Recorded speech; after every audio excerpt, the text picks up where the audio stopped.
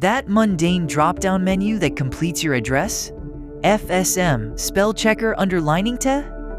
FSM, phonological analyzer for Finnish that handles 15 noun cases? FSM, boring? Maybe. Everywhere? Definitely. Today, the workhorse of computational linguistics that nobody talks about.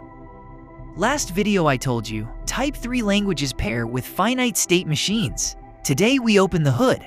What an FSM is, why it's fast, what it can't do, and why after 70 years, industry still runs on it. L4E3 gave you Chomsky's ladder, 4 grammar types, 4 matching machines. The bottom rung was regular languages plus finite-state machines. I said FSMs were the workhorses of NLP. Now I owe you the actual proof of that claim. Because when I say workhorse, I mean it. Your phone runs dozens of them right now. The puzzle for this video. If FSMs are so simple, a handful of states and arrows, how do they scale to industrial-grade morphology, spell checking, and search? What's the trick? The trick has a name, Kleene's theorem, and it's beautiful. Today's 3 beats. First, the anatomy, states, transitions, accepting states, deterministic versus non-deterministic. Second, Kleene's theorem. Regular expressions and FSMs are the same thing in 2 costumes. That's the deep result. Third, real applications. Spell check, address autocomplete, Finnish morphology via HFST, and the one thing FSMs categorically cannot do. Beat 1. Anatomy of an FSM. 4 pieces. States, the boxes you're in. Transitions, the arrows between states, each labeled with a symbol. A start state, where you begin. And accepting states, the goal. Read a string 1 symbol at a time. Follow the arrow that matches. If you end in an accepting state, the string is in the language. If not, out. Deterministic FSMs. From any state, 1 arrow per symbol. No ambiguity. Non-deterministic FSMs. Multiple arrows can share a label. You get to guess. Sounds harder, but here's the punchline. Every non-deterministic FSM can be converted to a deterministic one that recognizes the exact same language, same power, different size. This is why FSMs feel almost magical when you're first learning them. Why are FSMs so fast? Because deciding takes exactly 1 lookup per symbol. Read a character, follow the arrow, move to the next state. Constant time per character, total work, linear in the length of the string. That's the ceiling. You cannot go faster than reading the input once. FSMs hit that ceiling. Beat 2. Kleene's theorem, 1956. Same year as Chomsky's hierarchy. The claim, every regular expression describes a language. Every FSM recognizes a language, and the 2 sets of languages are the same set. Regex equals FSM2 notations, 1 power. Why does this matter? Because you can design in whichever notation is easier. Write a regex that's readable to humans. Compile it into an FSM that's fast for machines. Every regex library on Earth does this quietly. grep, Python, Rust, regex. They all take your pattern and build an FSM under the hood. That's Kleene's theorem in production every day. 1 consequence. FSMs are silos under everything. Union of 2 FSMs. Still an FSM, intersection. Still an FSM, concatenation, complement, reversal. All still FSMs. This is why you can combine tiny FSMs into gigantic ones and stay in the fast lane. Modularity for free. Try that with a neural network.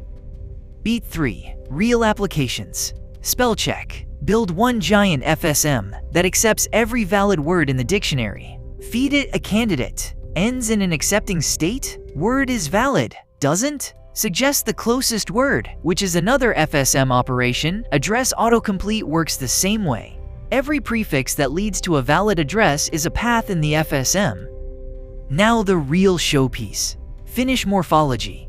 Finnish nouns have 15 cases plus plural plus possessive suffixes. Every noun conjugates into hundreds of forms. How do you handle that? A finite-state transducer, an FSM that reads 1 string and writes another.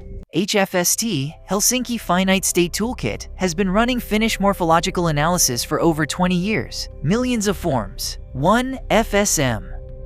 But here's the hard limit. FSMs cannot count arbitrarily. They have a fixed number of states, so they can count up to some bound and then lose track. That means no balanced parentheses, no NAs followed by NBs for arbitrary N, no context-free stuff. Which brings us right back to why we needed the higher rungs of the Chomsky hierarchy.